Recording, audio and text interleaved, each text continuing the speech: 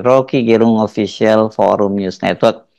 Bung Rocky, Universitas Indonesia akhirnya menangguhkan gelar Dr. Bahlil ini sambil menunggu adanya sidang etik. Saya kira ini sinyal buruk ya bagi Bahlil karena sejak awal kan ini publik dan juga kalangan sivitas akademika UI mempersoalkannya. Nah, sekarang ini ditangguhkan. Apa ini sekedar apa ya basa-basi lah menunjukkan bahwa sebenarnya keputusannya kan sudah ada karena guru besar Dewan Guru Besar UI kan sudah melakukan investigasi maksud saya dan batasnya kemarin sebenarnya akhir bulan lalu. Ya, cukup bijaksana keputusan dari Dewan Guru Besar UI. Tetapi ada hal yang harus dikejar terus bahwa pembatalan atau penundaan itu basa-basi aja, yang sebetulnya sejak awal harus dipastikan bahwa prosedur yang memungkinkan lolosnya saudara Bahlil itu adalah manipulatif, karena kita bisa dengan intuisi saja melihat bagaimana pembuktian di dalam penulisan itu, lalu metodologi yang dipakai di situ tidak menghasilkan semacam tesis, tidak menghasilkan dalil, apalagi menemukan semacam potensi untuk jadi teori. Tadi itu dari awal kita tahu bahwa disertasi itu karena beredar naskahnya itu sekedar laporan atau berita yang kadar intelektualnya itu bukan kadar intelektual, kadar akademisnya itu di bawah standar.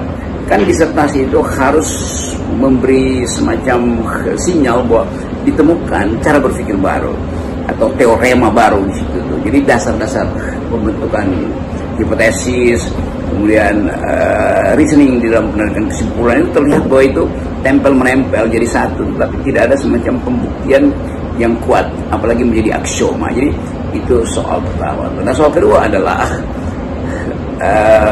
ethics, yaitu keterlibatan seorang promotor yang ada kaitannya dengan kedudukan dia sebagai komisaris di tempat di mana pengaruh Bahlil itu kuat sekali. Itu juga harus disingkirkan lebih dahulu, baru kita bisa bicara tentang kejujuran akademis. Jadi hal-hal semacam ini butuh dua tahap penelitian, satu tahap metodologi, dua tahap etika itu.